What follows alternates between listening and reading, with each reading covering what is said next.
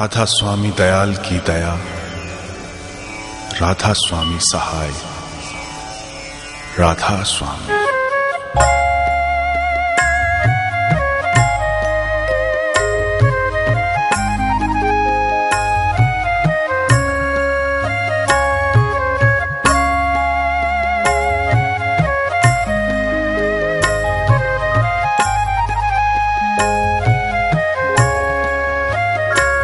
मेरे प्यारे गुरु दातार मंगता द्वारे खड़ा,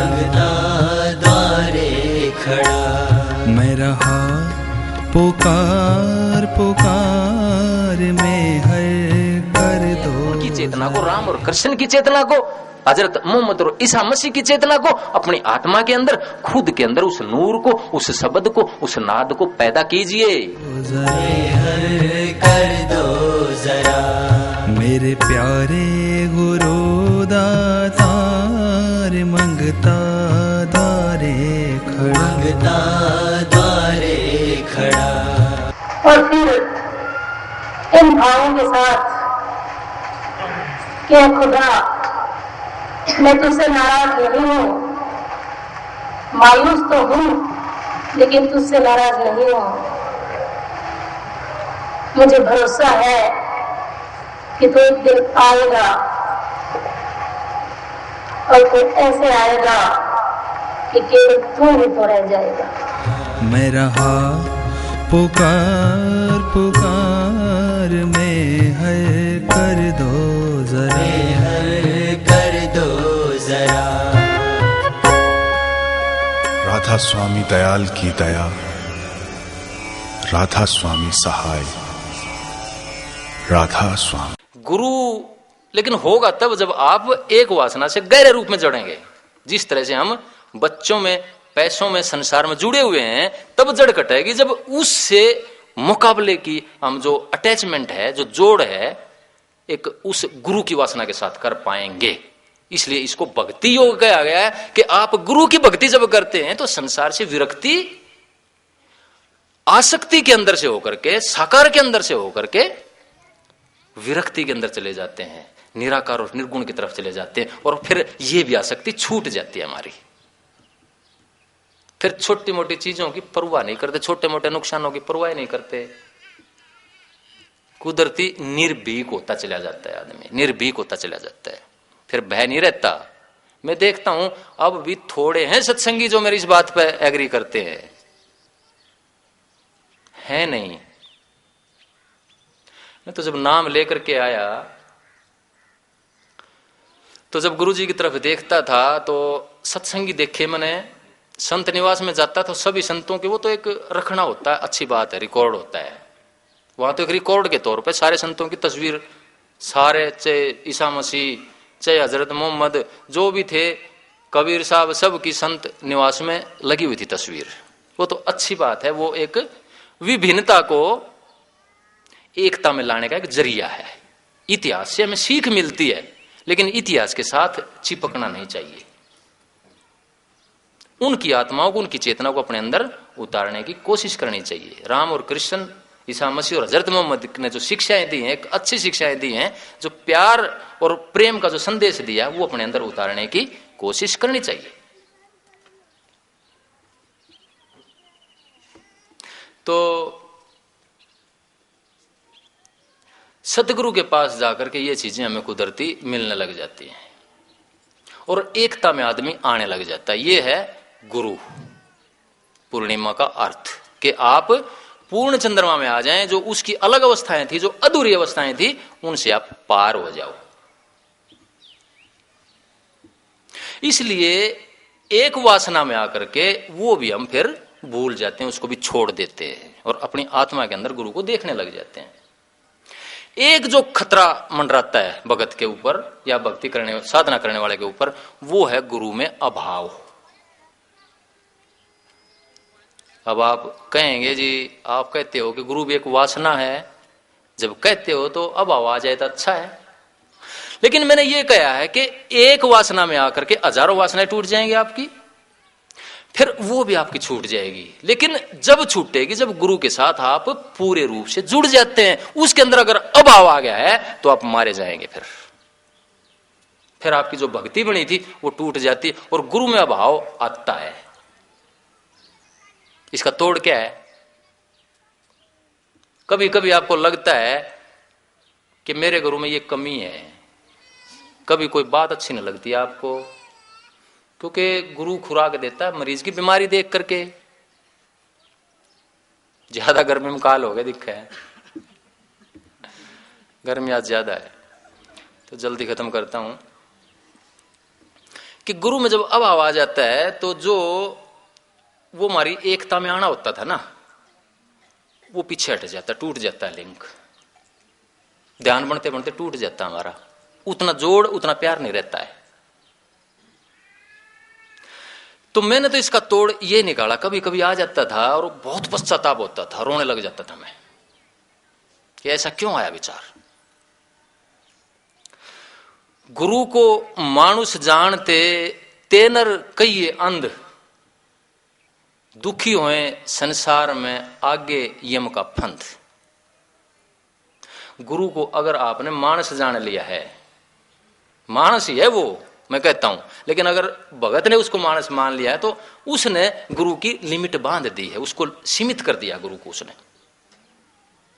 लेकिन ऐसा होता है कि बस की बात है। कई बार डिस्कशन में गुरु ऐसी बात कह देता है जो आपको अच्छी नहीं लगती, एक अभाव पैदा हो जाता है कि ना गलत बोल रहे हैं। तो मैं सतगुरु के पास जाता था, कभी वो किसी को गुस्सा कर देते थे, कभी किसी को ऐसी बात बताते जो मेरे को अच्छी नहीं लगती। लेकिन फिर क्या ज्ञान यही होता है? कहां जाके चीजों का सोल्यूशन आता था? ये आता था कि डॉक्टर अलग अलग बीमारी है हर आदमी को और अलग अलग दवाई दी जाती है, सबकी एक दवाई नहीं होती। जो एक की दवाई है वो मेरे को सूट नहीं करती, ना ही मेरी जरूरत है। नंबर एक बात। नंबर दो बात, मोटी सी बात मैंने तो एक ही मानी कि मेरे सतगुरु के ऊपर मेरा विश्वास था कि ये पूर्ण धनी है, पूर्ण ताकत के साथ इनका जोड़ है। अनपढ़ थे बिल्कुल, लेकिन बला का ज्ञान था। वो कब महसूस हुआ? जब हम अंतर में गए। तो उससे पहले एक पीएचडी आदमी, एक पढ़ा लिखा आदमी एक अनपढ़ को गुरु बनाने से हिचकेगा, लेकिन उनकी दया थी, उनके पास उनका सिर का जब ऊपर हाथ टिका तो कुदरती अंतर खुल गया। और ऐसा खुला मेरे सतगुरु की दया से, आज तक बंद नहीं होया वो दया। मेरे सतगुरु के जो नाम लेने वाले आते हैं वो भी लगभग वहीं पर चाबी लग जाती है अंतर की। ये उनकी दया है मेरे सतगुरु की। तो एक ही बात मैंने सोची कि इनका जोड़ समुद्र के साथ है, उस मालिक के साथ है। और अगर इनके दिल में हमने कब्जा कर लिया है तो हमारी हाजिरी ऊपर लग जाएगी, सारी ब्रह्मांड में लग जाएगी। क्योंकि परमात्मा सर्वमीत होता है, वो सबके अंदर वास करता है, सबका मित्र हुआ ना, सबको जीवन देता है, सबका मित्र हुआ ना। तो अगर इनके दिल में हमारा कब्जा हो गया है तो सर्वमीत के अंदर हमारी हाजिरी में हम शामिल हो जाएंगे। और फिर दुनिया की कोई ताकत वैसे ही नहीं कुछ बिगाड़ सकती। कम से कम सेफ्टी के हिसाब से लग लो। एक चीज दिमाग में आई कि पूर्ण धनी है, अगर पूर्ण धनी का आपको तसल्ली नहीं तो सत्संग को छोड़ जाना, आपको फायदा नहीं बनेगा। मैं यहां भीड़ इकट्ठी नहीं करता। अगर आपको तसल्ली है कि जो धार ऊपर से चली थी वो धार है तो आपको फायदा होगा, नहीं तो नहीं होता। छोड़ के चले जाना सत्संग को, साफ कहता हूं मैं। अगर आप अलग अलग बल्लभों की पूजा करते हो, गुरु का आसन था, ये गुरु, यहां गुरु बैठते थे, यहां गुरु खाना खाते थे, आप तो फुट्टे हुए बल्लभ की पूजा करने लग गए। बल्लभ का एक शीशा यहां पड़ गया, एक यहां पड़ गया, एक यहां पड़ गया, बल्लभ भी छोड़ दिया। बल्लभ के टूटे हुए शीशों की पूजा करने लगे, शीशों की। फिर कहां पार हो गए?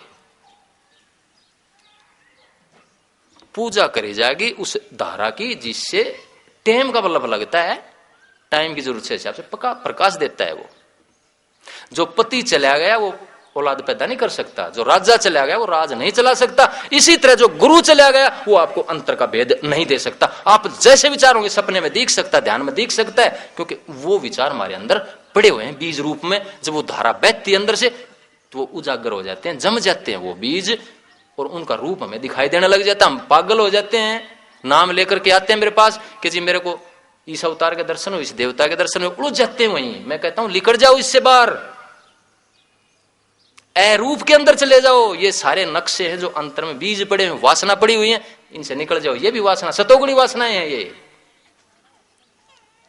जो हमें दिखाई देती है, सतोगुणी वासना है ये, इनसे भी निकलना है। पहले एक वासना आ जाओ गुरु वाली पे, और जब गुरु के रूप में पागल हो जाओगे फिर वह भी छूट जाएगी आपकी। फिर कहेंगे आप सबके अंदर सत्संग। फकीर चंद जी महाराज कहते थे कि उनके गुरु ने कहा था कि आपको सत्संगियों के अंदर से गुरु के दर्शन होंगे, सत्संगियों के अंदर से गुरु के दर्शन होंगे। क्योंकि वो पागल रहते थे, ब्राह्मण थे, राम और कृष्ण के दर्शन होते थे लेकिन गुरु को ही पूरा मानते थे। लेकिन जब सत्संग करने लगे तो सत्संगी आते थे, जी आपके दर्शन हुए, मेरे बेटी का लड़का हो गया, इसको बीमार थी ठीक हो गया, आपने दवाई बता दी प्रकट होकर के, यो यहाँ यह चीज खरीदनी थी या खरीदी कि मेरा व्यापार में सफलता मिल गई, आपने दर्शन दिए। वो कहने लगे भाई मैं नहीं आंदा, मन भी राम और कृष्ण दिखे थे, मन नहीं पता मैं आ रहा हूं थारे अंदर। अब मैं राम और कृष्ण से तो पूछना जा नहीं सकता कि वो है कि नहीं है, लेकिन मैं बता सकता हूं कि थारे को मेरे दर्शन होते हैं और पूरे थारे काम होते हैं, मैं नहीं जाता, ना मेरे को पता होता। इसलिए गुरु ज्ञान सत्संगियों के अंदर से हुआ उनको। तो एक को आप पकड़ करके आप आगे बढ़ जाओगे, मैं कहता हूं सारी बीमारियों से निकल जाओगे आप। नहीं तो मेरे ऊपर से ना पूछा करो आकर के। और जिस दिन ये हालत आपकी हो जाएगी आप अपनी समस्याएं बतानी बंद कर दोगे, मैं यही बताता हूं मैं। लेकिन फिर भी एक भगत जो होता है वो गुरु से अपनी सारी तरह की बांट लेता है, शेयर कर लेता है एक्सपीरियंस को। बुराई नहीं कहता मैं इसको, बात कर लो लेकिन अपना हिसाब ठीक करके आओ, अपना जो बटे हुए जगह जगह उसको ठीक करके आओ मेरे पास, फिर थारे को जरूरत ही नहीं पड़ेगी बताने की, मैं कहता हूं। फिर अपने अंदर आप आकर के ठहर जाएंगे। इसको प्राज्ञ स्थिति कहा है, ज्ञान की स्थिति आ जाती है। गीता में प्राज्ञ स्थिति कहा है, स्थित प्राज्ञ कहा गया इसको। तो जब अब आ जाए तो ये सोचो कि मेरे सदगुरु जरूरत के हिसाब से सबको बात बताते हैं, नंबर एक बात। नंबर दो बात ऐसा सोचो कि मेरे सदगुरु का जो जोड़ है वो कुल मालिक के साथ है, उस ताकत के साथ है, और इसके हमने दिल पे जितना ज्यादा कब्जा कर जाएंगे हमारा उतना ही सर्वमीत के साथ मित्रता हो जाएगी, उतना ही पसारा हो जाएगा कुदरत के अंदर, कुदरती हो जाएगा। जितना अपने आप को खाली करोगे उतना ही परमात्मा की ताकत कब्जा करने लग जाएगी, गुरु की ताकत कब्जा करती चली जाएगी, उतना ही मैं कहता हूं आपका प्रगटीकरण बढ़ेगा। महात्मा बुद्ध सिकुड़ने चले थे जंगल में, महावीर स्वामी सिकुड़ने चले थे, सब क्या ने तोड़ के एक बूंद होने चले थे, लेकिन वापिस जब हाजिरी लग गई अंतर में, जब उस कुल मालिक के दर्शन हुए, जब उस कुल मालिक के अंदर वो चेतना चली गई, तो कुल मालिक की चेतना सारे ब्रह्मांड में फैली हुई है। तो उनको वापिस इस ब्रह्मांड में, इस संसार में, कर्म लोक में लोगों की भलाई करने के लिए, उनको महायान की मुक्ति देने के लिए आना पड़ा, मुक्ति छोड़ करके खुद की।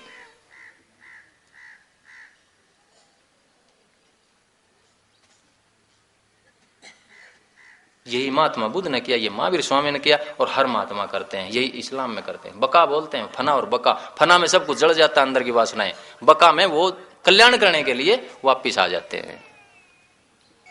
बुद्ध धर्म इसको बुद्धा टू भी कहा गया है कि मुक्ति को टाल देता है बुद्ध, लोगों के कल्याण के लिए, अगले जन्म के लिए टाल देता है।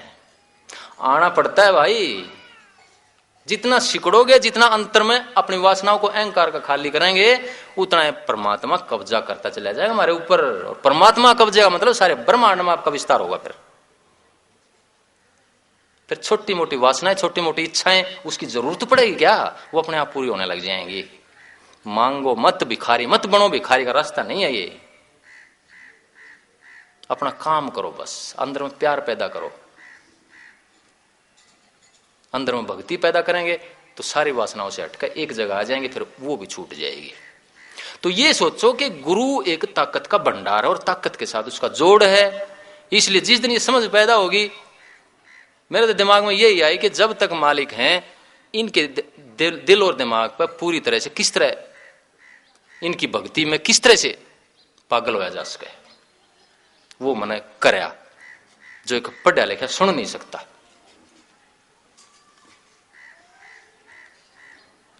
मैं मेरी सतगुरु के नजरों में देखता था, प्यार को देखता था, बहता था बुरी तरह से। आते थे कई बार बाहर से आते थे, बीच में रुकना हो जाता था घर, बिम्बल के घर जींद में कभी नरवाना सत्संग होता था, कहीं दूसरा और कहीं होता था, तो हम इतना समर्पण कर देते थे कि उनका दिल बहने लग जाता था। कई बार तो ऐसा हुआ कि पीछे से वो थोड़े से उदास होकर के आए, तो हमें ये हो जाता था अंदाजा कि मालिक की ऐसी अवस्था है। हम इतना प्यार उड़ेल देते थे सारे के सारे, इतनी सेवा कर देते थे कि वो उनके अंदर प्यार प्रेम और दीनता इतनी बहने लग जाती थी कि बाद में ऐसी बातें आती थी कि मालिक को क्या क्या दिया है ऐसा, वहां क्या मिलता है ऐसा। वहां एक एमपी होते थे, एमपी घर को नहीं गए, वो नाराज होगी उसकी घरवाली, खाना बना रखा, सब तरह का खर्चा कर रखा, इनके घर की हालत थी गरीब।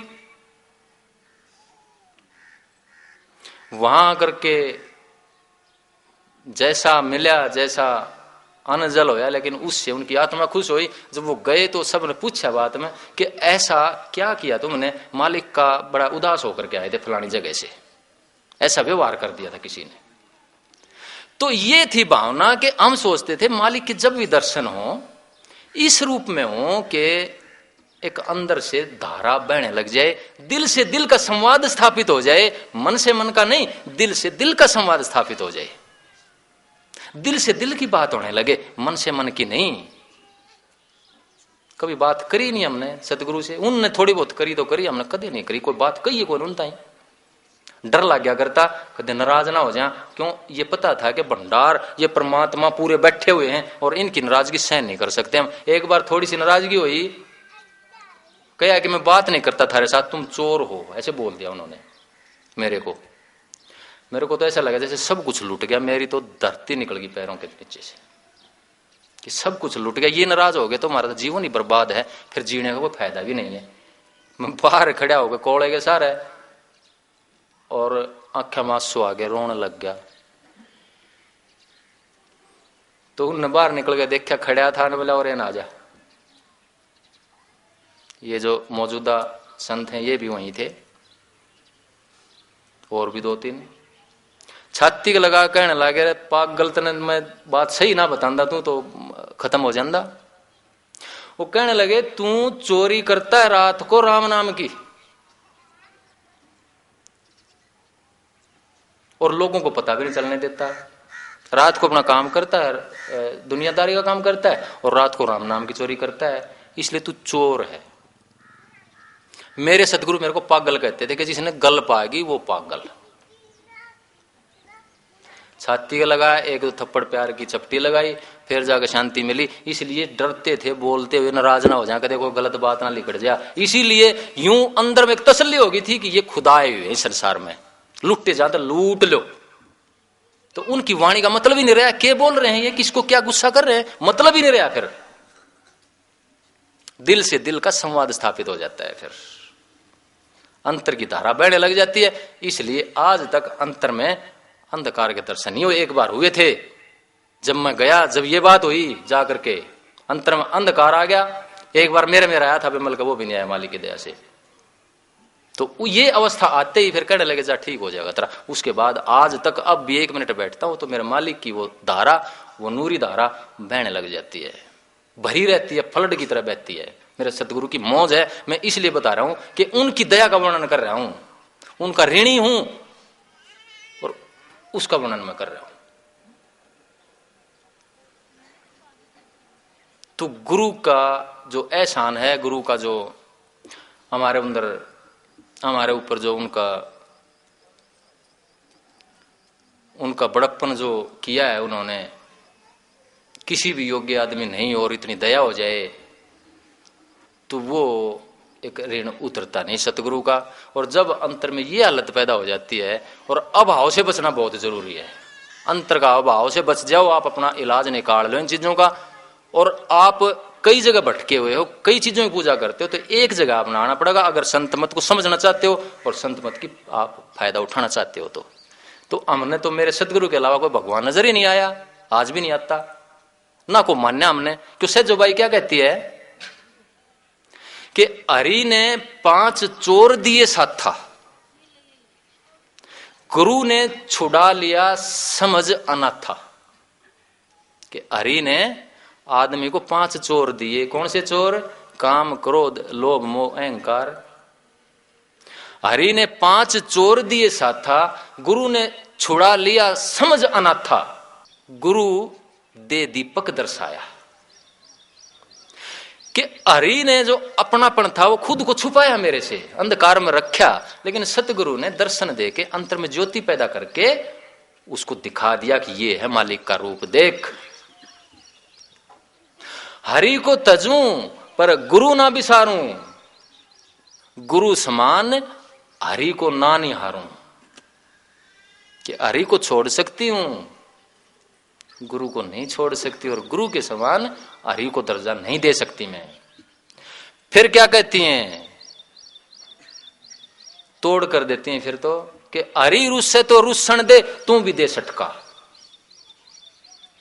कि अगर हरि रूसता है तो तू भी सटका दे, सतगुरु सिर पे राख, ये तेरी आप पे करे सहा।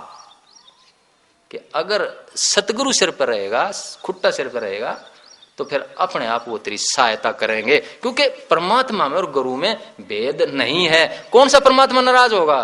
वो गुरु ही है परमात्मा। तो ये है सार वचन में स्वामी जी महाराज, मैं बताता हूं गुरु का आज क्या मतलब होता है। सत्संग में इतना ज्ञान फेंक दिया कि आप उड़ जाओ हो, समझते नहीं मेरी बातों को, मोटी मोटी बातें पकड़ लो बस। स्वामी जी महाराज सार वचन ग्रंथ है राधा स्वामी पंथ का, जो स्वामी जी महाराज ने लिखा है, जैसे आपकी बाइबल है, गीता है। उसमें लगते हैं कि यात्रा, समुद्र यात्रा पर गए हुए एक आदमी, वो किश्ती डूबने लगी तो वो भी डूबने लगा। तो कोई आवाज आई कि मैं तेरा दादा गुरु हूं, मेरी उंगली पकड़, मैं तेरे को बाहर निकालता हूं। वो गुरुमुख था, किसी गुरु का शिष्य था। वो कहने लगा मैं तेरा दादा गुरु आ गया, उंगली पकड़। वो कहने लगा नहीं, मैं डूबना ही अच्छा हूं, तेरी उंगली पकड़ने से अच्छा। तो फिर वो कहने लगे किसी अवतार जो जिसको मानता है, जैसे हम राम और कृष्ण को मानते हैं, फिर राम के रूप में आया, कहने लगा मैं भगवान राम खुद आ गया हूं, मेरी उंगली पकड़ ले। कहने लगा ना, मैंने तो अपने गुरु तेरा भगवान मानना ही नहीं। फिर वो इस तरह से ताकत आदि को मना करता है, फिर खुद गुरु का रूप आता है, फिर कहता है कि आ जा बेटे बाहर आ जा, फिर उंगली पकड़ के आ जाता है वो। तो वो कहते हैं कि जो टेम का गुरु होता है वो आपको बचा सकता है, बाकी जो बल्ब फ्यूज हो चुका है वो धुरधाम जा चुके हैं, और वो इधार जो आज बैठा हुआ उसके अंदर से बैरी है। आज नया बल्ब लग गया, नया चेहरा आ गया आपके सामने, नया रूप आ गया, आज की बीमारियों के हिसाब से नया इलाज आ गया आपके सामने। तो आपको धारण करना पड़ेगा, लेकिन मन की सफाई करनी पड़ेगी, मन में ज्ञान और विवेक पैदा करना पड़ेगा, और वही गुरु का नाम है, वही गुरु है, समझ विवेक वही गुरु है।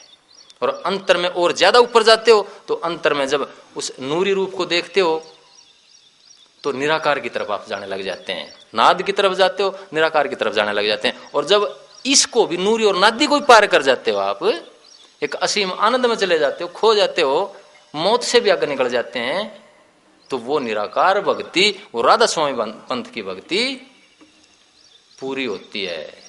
कोई आकार भी नहीं रहता, निराकार भी नहीं रहता। मैं कहता हूं एक निज स्वरूप कुदरती है जो सारे सृष्टि में फैला हुआ, उसके अंदर स्थिति हो जाती है। ये है राधा स्वामी की भक्ति। और ये कब मिलती है? कि गुरु सोई जो शब्द सने ही, शब्द बिना दूसर नहीं से ही, शब्द कमावे सो गुरु पूरा, उन चरणन के हो जा धूरा।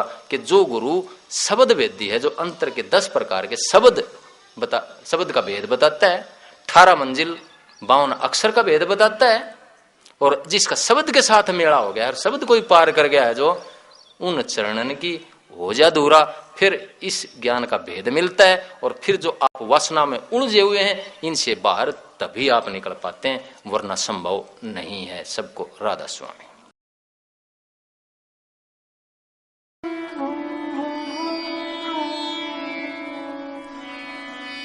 Oh